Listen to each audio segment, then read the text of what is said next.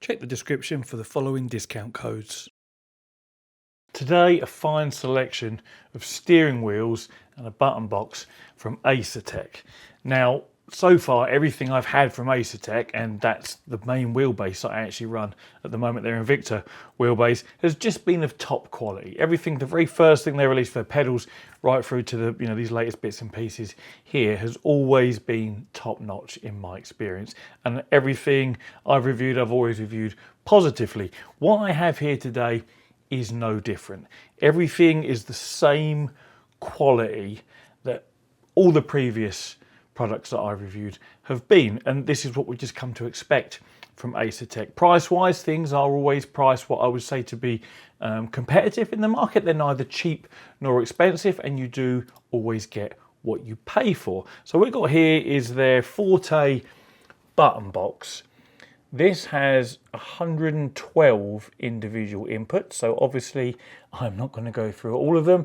The construction is of a carbon fibre composite with genuine carbon fibre faceplate.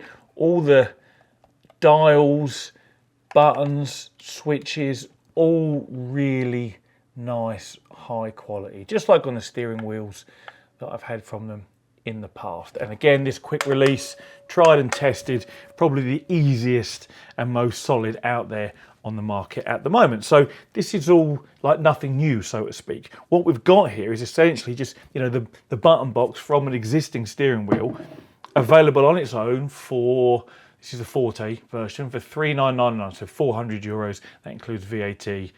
In Europe and the UK. They do the La Prima version, which is cut down version, less inputs, less LEDs, aluminium rather than carbon fibre. That's $293.74. I don't have one of those for review. I only have this Forte model. The way it works, if we look on the back here, we've got 3 available accessory inputs either side.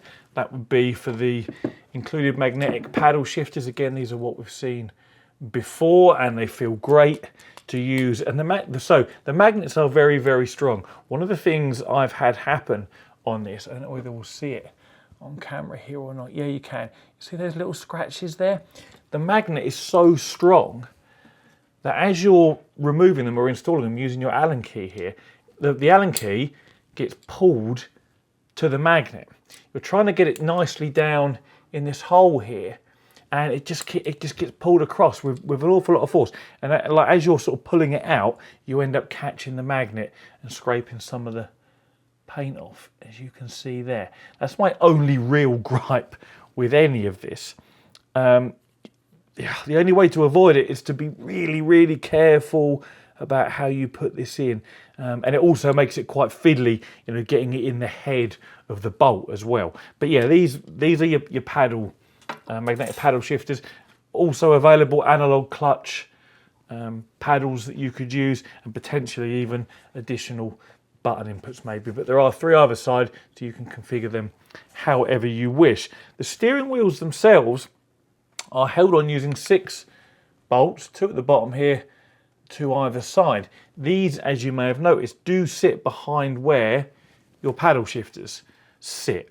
So that means to swap from one wheel to another, you have to remove everything. You have to remove your paddle shifters, and then you have to undo the 6 bolts that hold this on. So it's not a quick job to swap from one wheel to another.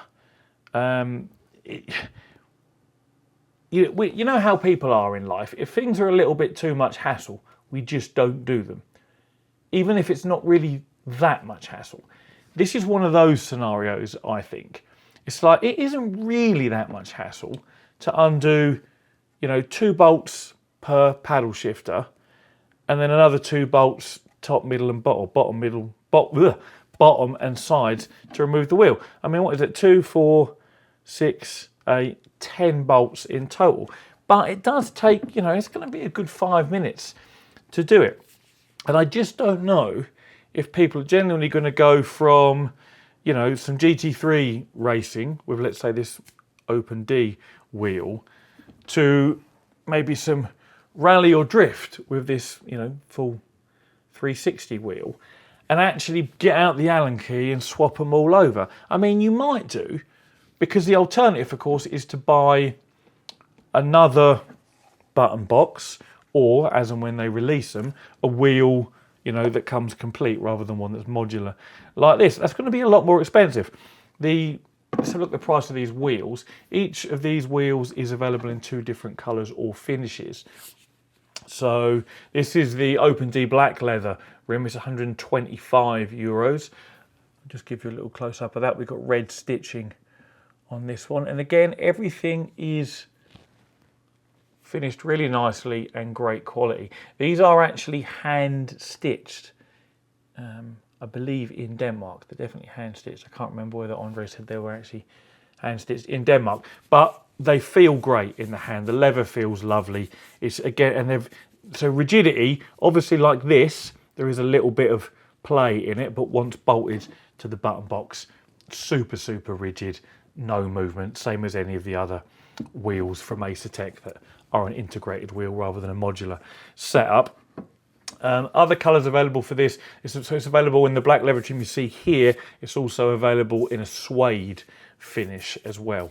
And you know, to point out to everyone, if you're using a suede wheel, you will see wear around your thumbs and your hands whether you're wearing gloves or not, particularly if you don't, because the oils of sweat from your skin will discolour and sort of tarnish the finish of a suede wheel fairly quickly. But that's, you know, the issue of having a suede wheel, and it's up to you if you choose to have one or not. The next wheel we'll take a peek at here is their full 360-degree round wheel. This one is in their Comfort Plus finish. This may initially look like a suede or an Alcantara finish. It isn't. It's a higher quality material that is definitely made in Denmark, I remember that, and it feels noticeably nicer than Alcantara or suede, and it is supposed to be much more resilient to oils, sweat, skin, general filth, you know, contaminating the wheel and making it look tarnished. Because as much as we like realism, if we're spending decent money on a wheel, this particular wheel in this finish is 168.75. Be nice if it stayed looking, you know, new for as long as possible, but it really does feel nice. And again, the finish, the quality, it's everything we come to expect from Asetek, at least in my experience. And then the final wheel we have here is their Closed D. This is obviously in orange and black, and this is leather. So again, hand stitched, fit and finish, lovely, feels great in the hand, and again bolts on exactly the same as the other 2 wheels. Other colour options, this is available in black, this is available in leather rather than the Comfort Fit, and the Open D again available in suede, not Comfort Plus. So that's the 3 wheels. I'll put some clips up now of me I might already have put, no, because I've just showed you the wheels. I'll put clips up now of me just testing each of these wheels out. They all felt great to use. They're all the same diameter, which is, let's actually just bring one up and have a little look. Presumably it will tell me here on the website. Otherwise, I'll have to get my tape measure out and find out. Oh, it actually doesn't say. Maybe I should have gone and got my tape measure out, Carl. Let's have a look at the round wheel, see whether that tells us the diameter. No, it doesn't. Okay, interesting. Right, so I'll put up on the screen in post the diameter of these wheels. Once I've got my tape measure and measured them, I kind of assumed it would tell us here whilst looking at the website, but it doesn't. But yeah, as you can see, they all look great installed to the button box and lit up in these clips that you're seeing here. The button box itself, being the Forte, does have flag displays, RPM display, and a full RGB suite, which is all adjustable in the Race Hub software. You know, I mean, Who doesn't like a little bit of RGB? Who doesn't like flashing lights? Actually, saying that, I had to turn, because I got the Invicta wheelbase, I actually had to turn the LED strips off on the wheelbase because they reflected on my displays and were distracting. And of course, unrealistic. But yeah, these wheels, no complaints about the wheels themselves. I think they're all great. The only thing I like to say is, will you genuinely switch from one to the other very often?